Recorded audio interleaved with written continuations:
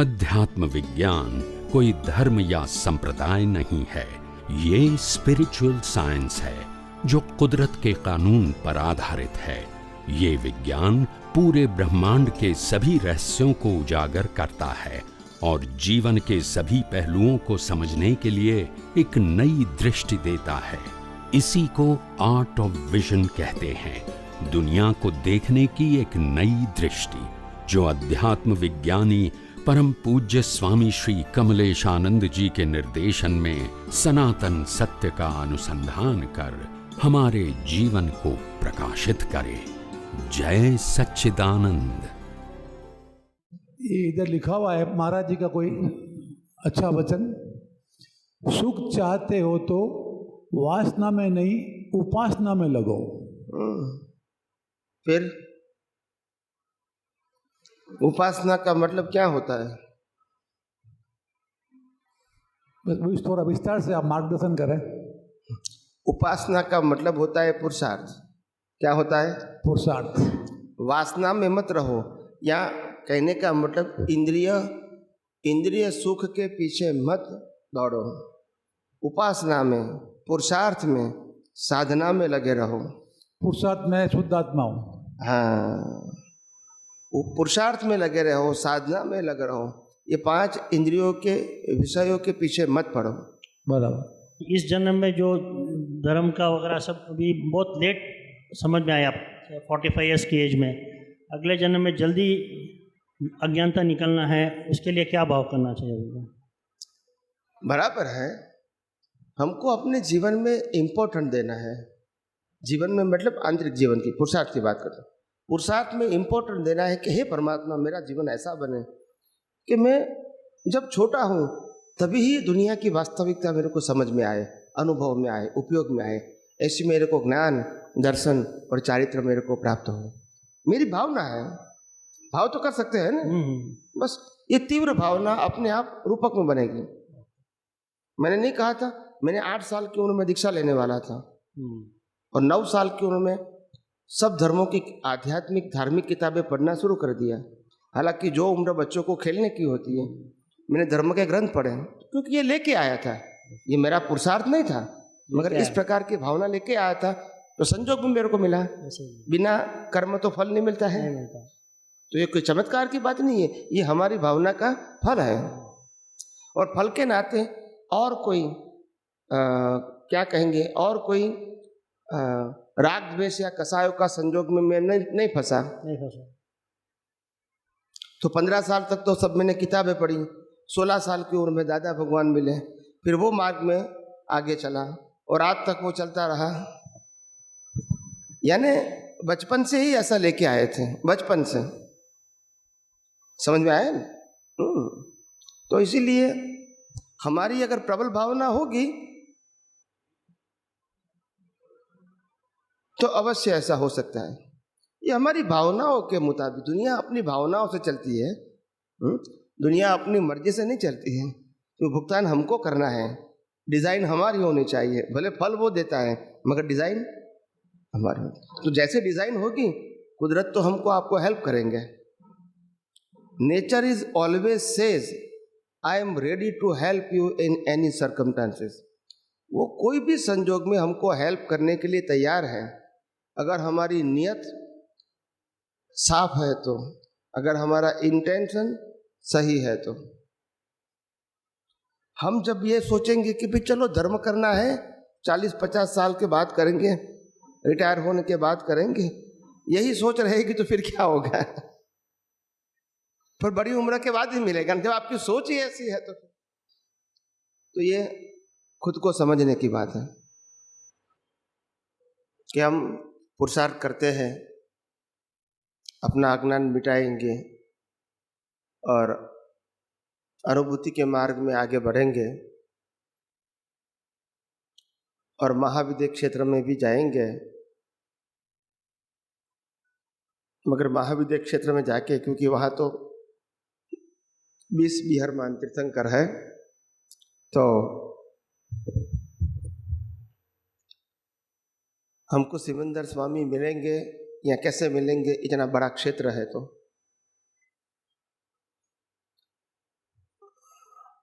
सबसे बड़ी बात यह है, दुनिया ब्रह्मांड जो भी कहो, 14 राजलोक कहो, 3 लोक कहो, जो भी कहो, कितना बड़ा है वो साइज को देखने की सोचने की जरूरत नहीं है। हमारा कर्म का हिसाब जहाँ भी होगा, जिस व्यक्ति के साथ होगा, जिस प्रकार से होगा, वो मिलाने का काम कुदरत का है। किसका है? कुदरत का। तो इसीलिए वो सोचने की जरूरत नहीं है कि हमको कैसे वो मिलेंगे, वो तो मिलेंगे ही अपने आप। हमारी भावना का ये फल है, हमारी क्वालिटी का ये फल है। तो फल कौन देता है? कुदरत देता है। आज हम कहेंगे कि हम पाशवी कर्म करेंगे तो पशु योनि में कहाँ जाएंगे, किस जगह पे जाएंगे, किस योनि में जाएंगे, किसके घर पर जाएंगे, ये सोचने की जरूरत नहीं है, कुदरत का काम है। अगर हमने राक्षसी कर्म किया है तो 7 नरगति में से कहाँ जाएंगे, वो हमको सोचने की जरूरत नहीं है, कुदरत का काम है। और अगर हमने डिवाइन यानी दैवी कर्म किए हैं तो 2 लोक में भी कहाँ जाएंगे, वो सोचने की जरूरत, ये सब कुदरती रचना है। इसीलिए उस बात से निश्चिंत रहो। मैं कहता हूं आपका पुरुषार्थ पक्का करते रहो, फल तो उसका ड्यूटी है। क्या है? तो ड्यूटी में शक करने की जरूरत नहीं है, पुरुषार्थ में पक्का होना जरूरी है। पुरुषार्थ अपनी भावना और अज्ञान को मिटाने का अपना निश्चय, प्रयास, ये कंटिन्यूस चालू रखो। अपना ज्ञान, दर्शन, चारित्र बढ़ाते रहो। बस अपना पुरुषार्थ पे ध्यान रखो। ये एक्चुअली महाविद्या क्षेत्र है किधर, पहली बात वो। महावैदिक क्षेत्र किधर है? हाँ, वो जानकर क्या करोगे? बताऊंगा क्या करोगे। क्योंकि अपने को जाने का है ना। ऐसा है कि नर्क गति में जाने के लिए नर्क गति कहाँ है वो समझने की जरूरत नहीं है। वो तो अपने को सोचने का ही नहीं है। जब आपका ज्ञान नहीं, मेरा प्रिंसिपल आपको ये बताना है कि हमारे कर्मों के मुताबिक ले जाना वो कुदरत का काम है।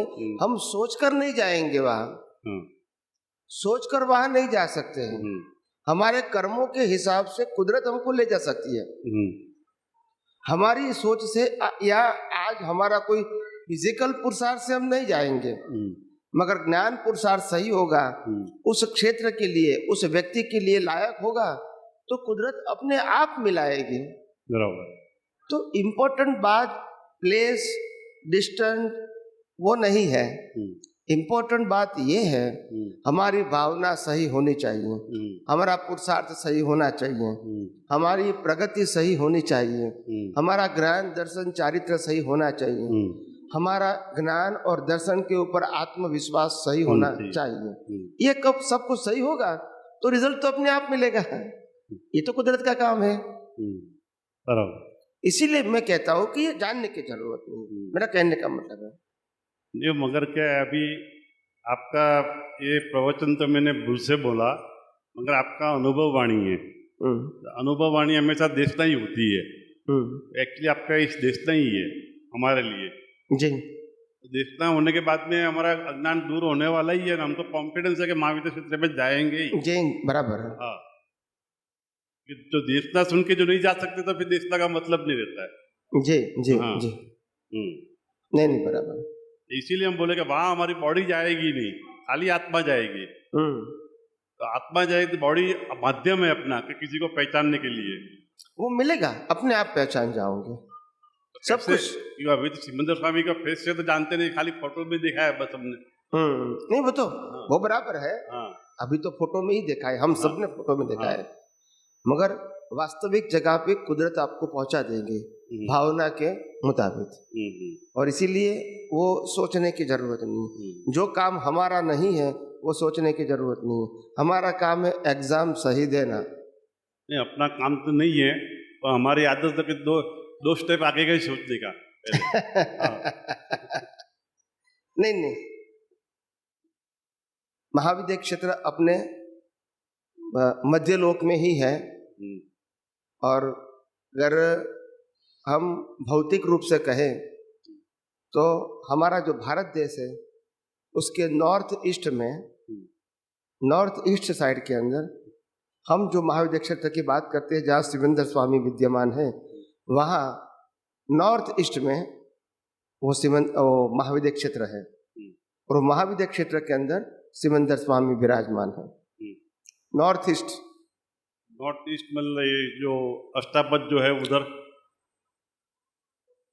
उत्तर और पूर्व के बीच नॉर्थ ईस्ट, ये उत्तर और ये पूर्व, उसके बीच नॉर्थ ईस्ट।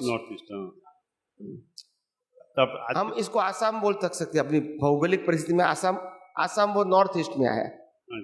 वही आसाम भौगोलिक रूप से मतलब उस दिशा से। जैसे अष्टापद भी है, कैलाश सरोवर कैलाश मानसरोवर गिने, वो भी तो नॉर्थ ईस्ट में ही गिना जाता है। वो भी नॉर्थ ईस्ट में वहां से ही जा सकते हैं। अगर यहाँ में ऐसी क्वालिटी हो गई ऊपर जाने के लिए, हिमालय क्षेत्र में जाने के लिए, क्या जरूरी है कि शिवेंद्र स्वामी के पास ही जाना पड़ेगा? क्योंकि उधर में 19 विद्यमान तीर्थंकर और हमारे ऑलरेडी है उधर में, तो ये जरूरी है कि उधर जाना पड़ेगा, उधर नहीं जा सकता है? कहीं भी जा सकते हैं, कोई भी तीर्थंकर के पास जा सकते हैं, ऐसा कुछ नहीं है। सभी तीर्थंकरों के पास ज्ञान भी इक्वल होता है, क्षमता भी इक्वल होती है और सबका जो स्पेशलिटी है, विशेषता, वो भी सबकी इक्वल होती है। मगर भरत क्षेत्र के लोग महाविद्या क्षेत्र में जो शिवेंद्र स्वामी विराजमान है उसी क्षेत्र की बात क्यों ज़्यादा करते हैं? क्योंकि शिवेंद्र स्वामी का कोई अगला भव यहाँ उसको जन्म हुआ था, उस समय उन्होंने भावना किया था कि इस क्षेत्र के लोगों के कल्याण के मैं निमित्त बनूं। तो ये भावना के मुताबिक अभी जन्म तो उसका वहाँ हुआ है और इसका ये लास्ट बर्थ है, इसीलिए ये क्षेत्र के जीवों और शिवेंद्र स्वामी ये दोनों के साथ एक प्रकार का ऋणानुबंध हो गया। तो ऋणानुबंध के हिसाब से शिवेंद्र स्वामी की वैल्यू है। वास्तव में सभी तीर्थंकर एक ही क्वालिटी वाले हैं और कहीं से भी जाके हम मुक्ति पा सकते हैं। कुदरत तो कहीं भी ले जा सकती है ना? कुदरत जो है वो कहीं भी ले जा सकती है, कहीं भी ले जा सकती है। ये जरूरी नहीं कि यहाँ जाना है। नहीं, कहीं भी ले जा सकती, कहीं भी ले जा सकती। अगर आप उनके लिए लायक होंगे तो उसके मुताबिक आपको स्थान मिलेगा। बिल्कुल अपने आप मिलेगा। सही बात है। दूसरा ये बात कहना क्या है कि ये जो अज्ञान है, अज्ञान खत्म हो गया पूरा, केवल दर्शन हो गया, तो क्या ये पॉसिबिलिटी है यहाँ भरत क्षेत्र में 360 डिग्री हो सकता है? भरत क्षेत्र में यहाँ में 360 डिग्री हो सकती है केवल दर्शन की? मैं ऐसा मानता हूँ व्यक्तिगत रूप से कि शायद इस क्षेत्र में संपूर्ण केवल दर्शन होना अभी संभव नहीं है। बराबर है, क्योंकि ऐसा कोई एग्जाम्पल भी नहीं है, न श्रीमद राजचंद्र को हुआ न दादा भगवान को हुआ। तो केवल दर्शन 360 डिग्री का होना संभव नहीं है, मगर हो सकता है 99% तक हम पहुंच सकते हैं। बिल्कुल। और 1 या 2 अवतार बाकी रहेंगे। अच्छा, ऐसा हो सकता है। समझ गया। केवल दर्शन अगर संभव हो गया तो फिर लास्ट पर्थ में केवल ज्ञान तो ऑटो मोड है। बिल्कुल आप समझे ना? समझ गया। तो ये कलयुग के अंदर संपूर्ण केवल दर्शन होना मेरे हिसाब से संभव नहीं है। समझ गया है। हो सकता है 1% 2% बाकी रह जाए। बिल्कुल यार। जैसे दादा भगवान ने कहा था 356 या ऐसे श्रीमद राजचंद्र भी काफी हाई लेवल पे थे। हाँ, उन्होंने कोई डिग्री नहीं बताई थी, तो हो सकता है। मगर मैं ऐसा मानता हूँ कि संपूर्ण केवल दर्शन इस काल में, इस क्षेत्र में नहीं हो सकता है। नहीं हो सकता है। अच्छा, समझ गया। साईं बाबा का एक सूत्र है, श्रद्धा और सबूरी। हाँ, उसको थोड़ा क्लियरफाई चाहिए। श्रद्धा और सबूरी। श्रद्धा का मतलब होता है ट्रस्ट, विश्वास, और सबूरी का मतलब होता है धीरज। क्या होता है? धीरज। कविराज ने पद में भी लिखा है और उनकी आरती में भी लिखा है, कहाँ तरफ हम सबूरी रखें। सबूरी का मतलब होता है धीरज। धीरज समझते हैं ना? हाँ। पेशेंस। हाँ। तो पेशेंस के लिए उन्होंने सबूरी शब्द का प्रयोग किया है। श्रद्धा और सबूरी। श्रद्धा का मतलब होता है विश्वास। यहाँ श्रद्धा है तो बाकी सब में तो उपयोग होता है। क्या होता है? अच्छा, उपयोग होता है। यहाँ आत्मा है तो बाकी सब में आत्मा देखना वो हमारा उपयोग है। क्या है? अगर ये व्यवस्थित समझ में आ गया तो बाकी सब में व्यवस्थित देखना ये हमारा उपयोग है। और पहले यहाँ समझ, लेबोरेटरी ये है, पूरे ब्रह्मांड को अनुभव करने की लेबोरेटरी यहाँ है इधर है। और प्रयोग सब बाहर होते हैं। अच्छा। लेबोरेटरी यहाँ है, केवल ज्ञान भी यहाँ से प्रकट होगा, केवल दर्शन भी यहाँ से प्रकट होगा, मगर लेबोरेटरी बाहर है। बराबर। ये मेन लेबोरेटरी यहाँ है, फिर इसका उपयोग बाहर होता है। और सबूरी का मतलब वर्तमान में रहना, वर्तमान के जो संयोग प्राप्त होते हैं उसको एक्सेप्ट करना, वो सबूरी हो गया। इसका सबूरी नहीं, वर्तमान में संयोग मिलता है उसको क्या बताया? उसको बता एक्सेप्ट करके मतलब उसी के अंदर संतुष्टि को प्राप्त करना। हाँ, अपने संजोगों को बिना राग द्वेष संभाव से रख के स्वीकार करना। हाँ, वही तो सबूरी है। वही सबूरी। बुद्धि तो बताएगी, अहंकार तो बताएंगे कि ऐसा क्यों नहीं किया, ऐसा क्यों नहीं किया, वो बताएंगे। बराबर। मगर हमको अपने ज्ञान के ऊपर विश्वास होना चाहिए, अपने आत्मा की शक्ति के ऊपर विश्वास होना चाहिए, बराबर। और कुदरत के ऊपर विश्वास होना चाहिए। बस बराबर। सभी व्यक्तियों के ऊपर विश्वास या अविश्वास की जरूरत नहीं है। हम सब प्रकृति के रूप में तो कुदरती रचना के रूप में और कुदरती रचना के अधीन है। तो इसीलिए प्रकृति के ऊपर विश्वास अविश्वास की जरूरत नहीं है। अब कुदरत के ऊपर विश्वास है और आत्मा के ऊपर विश्वास है तो काफी है। अपने ऊपर सब आ गया। अपने ऊपर सेल्फ कॉन्फिडेंस। हाँ, ये दोनों के ऊपर विश्वास है तो बहुत हो गया। इसीलिए तो मैंने कहा हमारा ये दर्शन है। क्या है? ये नॉलेज नहीं है, दर्शन है। तो दर्शन 24 आवर्स होता है। वो दर्शन जब प्राप्त हो चुका है तो वो चला नहीं जाएगा। अगर पुरुषार्थ हम ज्यादा नहीं करेंगे तो अपग्रेड नहीं होगा। मगर जो हो गया है, जो एग्जाम में पास हो गए, उसमें तो फेल नहीं होंगे अभी। तो वो तो हो चुका है। क्या है?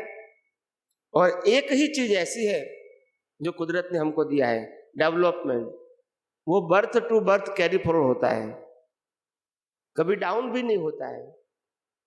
या तो स्टेबल रहेगा या तो अपग्रेड रहेगा, मगर डाउन। तो इसीलिए एक बार दर्शन में आ गया फिर बाद में उसके लिए मेहनत की जरूरत नहीं है। उसको आगे जाने के लिए मेहनत की जरूरत है। और ये सब बातें मैं अपने जीवन में अनुभव के साथ आपको बताता हूँ कि जिसका दर्शन कंप्लीट हो गया, कुदरत के एग्जाम में पास हो गए, तो बार बार पास होने की जरूरत नहीं है उनको। एक बार हम स्कूल या कॉलेज में ग्रेजुएट की डिग्री मिल गई 20 साल की उम्र में, 20 साल की। अभी आपकी उम्र 80 साल की हुई। अभी ग्रेजुएट में क्या पढ़ाते हैं या क्या लिखा है कुछ भी मालूम नहीं है, फिर भी आपको यूनिवर्सिटी डिग्री आपकी वापस नहीं लेंगे। एक बार पास किया फिर पास, सब कुछ भूल गए फिर भी पास। ये तो यूनिवर्सिटी की बात है। और कुदरत की बात तो ऐसी है कि जब कुदरत के एग्जाम में पास हो गए तो आप परमानेंटली पास हो गए। ऐसा नहीं कि ये बर्थ के लिए पास हो गए। और इसीलिए development birth to birth carry forward होता है। स्पष्ट दर्शन का मतलब होता है सभी प्रकार के सिद्धांतों का ज्ञान समझ में आ जाना। क्या बताया?